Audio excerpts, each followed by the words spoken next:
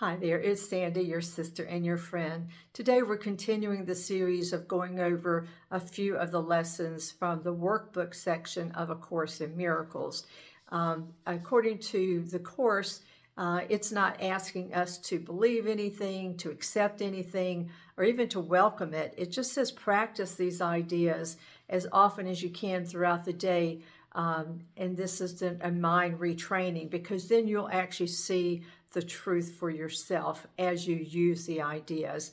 I've limited the ideas to whatever I can read in 15 minutes or less, because these ideas are so different from anything we've learned in the world. It's very hard to assimilate everything. And also, I've entitled them so that you can figure out whatever resonates with you, and you can go back and listen to it when you're washing dishes, walking the dog. It doesn't matter. This just kind of will be playing in your background, and you'll be surprised at how much that you'll remember about it. So today we're reviewing lessons 48, 49, and 50, and these three lessons tell us that there's nothing to fear. God's voice speaks to us all through the day, and we are sustained by the love of God. So lesson 48, the idea is there is nothing to fear. This idea simply states a fact. It is not a fact to those who believe in illusions, but illusions are not facts. It's easy to recognize this unless I want illusions to be true. To practice this, I should just say, there is nothing to fear, to myself as often as possible in any situation. The presence of fear is a sure sign that I am trusting in my own strength. The awareness that there is nothing to fear shows that somewhere in my mind I have remembered God and let His strength take the place of mine. The instant I am willing to do this, there indeed is nothing to fear. Lesson 49. God's voice speaks to me all through the day. It is possible to listen to God's voice all day without interrupting my regular activities in any way. And of course, in the Course, God's voice is the Holy Spirit. The part of my mind in which truth abides is in constant communication with God, whether I am aware of it or not. It is the other part of my mind that functions in the world and obeys the world's laws. It is this part that is constantly distracted, disorganized, and highly uncertain. The part that is listening to the voice of truth is calm, always at rest, and wholly certain. It is really the only part there is. The other part is a wild illusion, frantic and distraught, but without reality of any kind. I will try today to not listen to it. I will try to identify with the part of my mind where stillness reigns forever.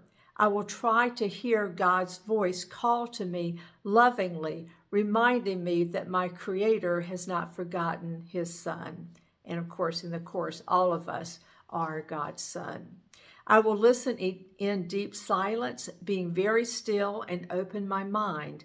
I will sink deep into the peace that waits for me beyond the frantic, riotous thoughts and sounds and sights of an insane world. I do not live there. I am trying to reach my real home.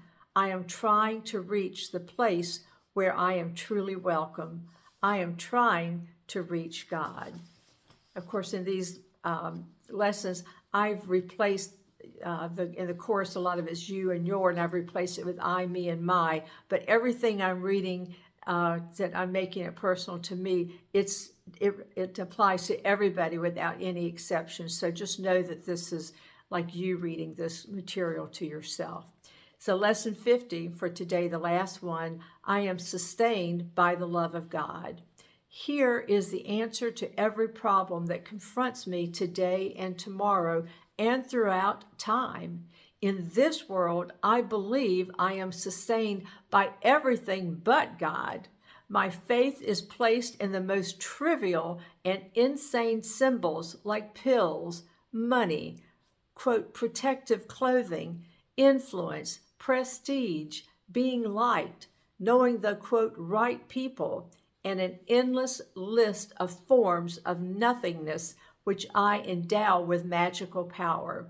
All these things are my replacements for the love of God. All these things are cherished to ensure a body identification.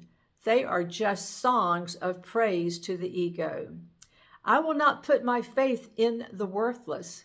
It will not sustain me. Only the love of God will protect me in all circumstances.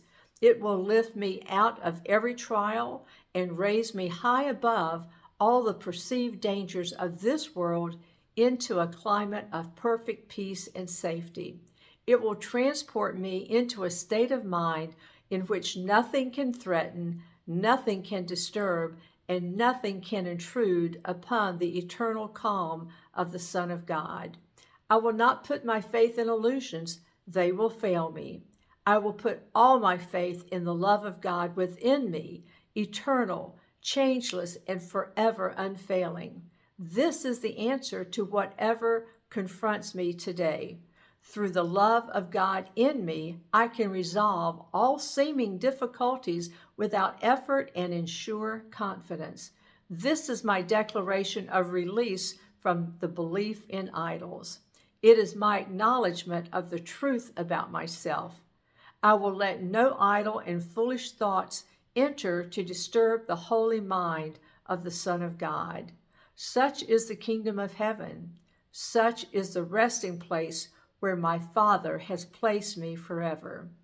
Well, I hope these 3 lessons blessed you as much as they blessed me. We covered the ideas that there is nothing to fear if we're trusting in God's strength. We can choose to listen to God's voice that is calm and certain and is always speaking to us, and God's love is the answer to every perceived problem. Thank you so much for listening. God bless you. I hope you have a wonderful rest of your day. Bye-bye.